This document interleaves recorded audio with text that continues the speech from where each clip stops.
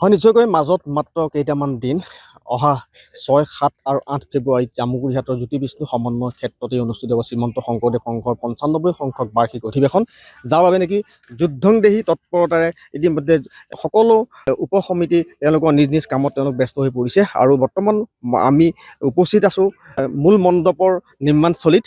ইতিমধ্যে মূল মণ্ডপ খেৰ বাঁহ আৰু চোৱা গছৰে নিৰ্মাণ কৰিছে। ইতিমধ্যে ধাৰাবাহিকভাৱে আমি নিউজ লাইভৰ দৰ্শকসকলক সামগ্ৰিক পৰিৱেশ দেখুৱাবলৈ আমি চেষ্টা কৰি আহিছোঁ। আৰু এয়া হৈছে মূল মণ্ডপ। ইতিমধ্যে মূল মণ্ডপৰ কাম প্ৰায় ৯০% সম্পূৰ্ণ হৈছে। ইয়াতে প্ৰায় ৩ লাখৰো অধিক খেৰৰ মুঠা, চোৱা গছৰ উপৰিও বাঁহ ব্যৱহাৰ কৰা হৈছে, অসংখ্য বাঁহ ব্যৱহাৰ কৰা হৈছে। আৰু ইতিমধ্যে যি মূল মণ্ডপ নিৰ্মাণ আৰু পৰিচালনা সমিতিৰ লোকসকল ইতিমধ্যে দিনে নিশাই তেওঁলোক ব্যস্ত হৈ পৰিছে। ইতিমধ্যে এয়া দেখা পাইছে, কেমেৰা পাৰ্চন মাইনাই দেখুৱাইছে এক বৃহৎ মণ্ডপ। আৰু এই মণ্ডপতে প্ৰায় ১৫,০০০ ভকত বৈষ্ণৱ বহাৰ তেওঁলোকে সুবিধা কৰাৰ চেষ্টা অব্যাহত ৰাখিছে। তেওঁলোকে দেখা পাইছে যে সমগ্ৰ পৰিৱেশ ইতিমধ্যে দিনে নিশাই এইসকল নিৰ্মাণ সমিতি উপসমিতিৰ লোকসকল তেওঁলোক ব্যস্ত হৈ পৰা পৰিলক্ষিত হৈছে। আমাৰ লগত আছে নিৰ্মাণ সমিতিৰ সভাপতি, সম্পাদককে আদি কৰি বিষয়ববীয়াসকল। আমি তেওঁলোকৰ পৰা পোনে পোনে জানিবলৈ চেষ্টা কৰিম। ইতিমধ্যে ৯০% কাম সম্পূৰ্ণ হৈছে। কিমান এতিয়ালৈকে খেৰ, বাঁহ আৰু চোৱা গছ ব্যৱহাৰ হৈছে? কৃষ্ণ জয়গুৰু শংকৰ। যে উত্তৰ পূব ভাৰতৰ সৰ্ববৃহৎ ধৰ্মীয় আৰু সাংস্কৃতিক অনুষ্ঠান শ্ৰীমন্ত শংকৰদেৱ সংঘৰ এইবেলি ৯৫ সংখ্যক যি বাৰ্ষিক অধিৱেশন, এই বাৰ্ষিক অধিৱেশন আমাৰ তেজপুৰ জিলাৰ আতিথ্যত আমাৰ অনুষ্ঠিত হ'বলৈ আগবাঢ়িছে। আৰু মাত্ৰ হাতত আমাৰ কেইটামান দিন আছে। এই কেইটামান দিন থকা অৱস্থাত আজি আমি য'ত উপস্থিত আছোঁ, মূল মঞ্চ আৰু মূল মণ্ডপ, এই মণ্ডপৰ যি ব্যতিক্ৰমী চিন্তা চৰ্চা, অৰ্থাৎ আমাৰ নদৰ সমষ্টিৰ সন্মানীয় বিধায়ক, যিগৰাকী বিধায়ক আমাৰ আদৰণি সমিতিৰ কাৰ্যকৰী সভাপতি, তেখেতৰ বলিষ্ঠ নেতৃত্বত এই মণ্ডপ ভাগ ব্যতিক্ৰমী ৰূপত এইবাৰ খেৰ, বাঁহ, চোৱা গছ ইত্যাদিৰে এইবাৰ এক ব্যতিক্ৰমী ৰূপত আপোনালোকে দেখা পাব। তাৰ নিৰ্মাণ আমাৰ চেষ্টা অব্যাহত আছে। আমি জনাবলৈ পাই আপোনালোকক সুখী হৈছোঁ যে আমাৰ অঞ্চলটিৰ সুদূৰ গাভৰু পাঁচনৈৰ পৰা সুদূৰ চতিয়ালৈকে ৭খন আঞ্চলিকৰ দ্বাৰা যি আমাৰ এই তেজপুৰ জিলাখন গঠিত, তাৰে দুৰ্গম অঞ্চলৰ পৰা অতি পাহাৰীয়া অঞ্চলৰ পৰা আমি এই যি দুৰ্লভ চোৱা গছ, সেই চোৱা গছ অতি কষ্টসাধ্য কাম। আমি তথাপিও আমাৰ বাপ বান্ধৱসকলে যথেষ্ট কষ্ট স্বীকাৰ কৰি আমাৰ এই চোৱা গছসমূহ সংগ্ৰহ কৰিছে। কিমান চোৱা গছৰ খুঁটা? চোৱা গছৰ খুঁটাৰ সংখ্যা ইয়াত মুঠ ৫০টা ব্যৱহাৰ হৈছে।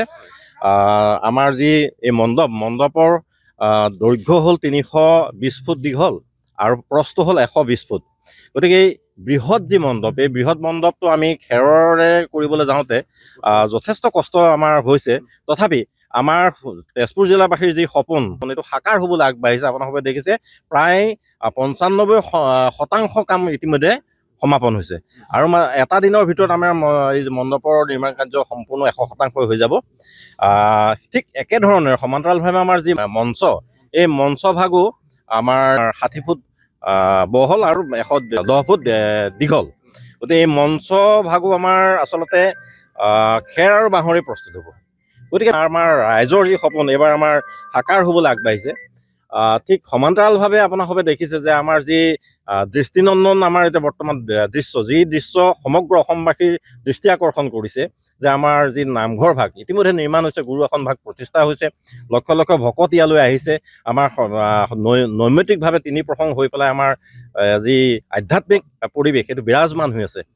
আমি এটাই আহ্বান, আমাৰ এটাই সেৱা আমি দিব বিচাৰিছোঁ যে অহা ৬, ৭ আৰু ৮ এই 3দিনীয়াকৈ যি আমাৰ অধিৱেশন বা বৰ্ণাঢ্য অধিৱেশন অনুষ্ঠিত হ'ব, আমাৰ এই থলীখন জ্যোতি বিষ্ণু সমন্বয় ক্ষেত্ৰ বৈকুণ্ঠ ধামলৈ পৰ্যবেক্ষিত হ'ব। গতিকে আমি অসমবাসীক বা আমাৰ উত্তৰ পূৰ্বাঞ্চলবাসীক আমি সাদৰে, অতি সানুনৈৰে আমি সেৱা ধৰিছোঁ যে আপোনালোক আহক, যে আমাৰ এই তেজপুৰস্থিত জ্যোতি বিষ্ণু সমন্বয় ক্ষেত্ৰত সমাপন হ'বলৈ আগবঢ়া শ্ৰীমন্ত শংকৰদেৱ সংঘৰ আমাৰ ৯৫ সংখ্যক বাৰ্ষিক অধিৱেশনলৈ সকলো আহক। আমি আতিথ্য দিবলৈ আমি সকলোবিলাক সাজু হৈছোঁ। প্ৰতিখন উপসমিতি আমাৰ সাজু হৈছে।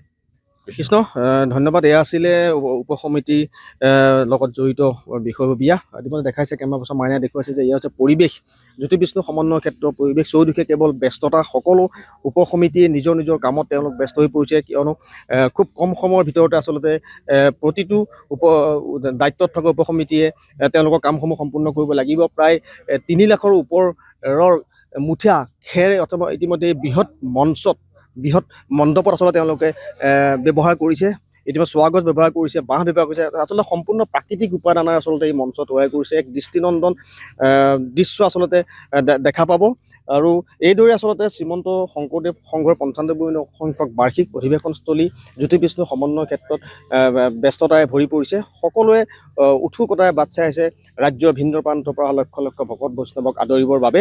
আৰু মাজত মাত্ৰ কেইটামান দিন অহা ৬, ৭ আৰু ৮ ফেব্ৰুৱাৰীত অনুষ্ঠিত হ'ব শ্ৰীমন্ত শংকৰদেৱ ৯৫ সংখ্যক বাৰ্ষিক অধিৱেশন, যাৰ বাবে নেকি সকলো ভকত বৈষ্ণৱক আদৰিবৰ বাবে ব্যস্ত হৈ পৰা পৰিলক্ষিত হৈছে।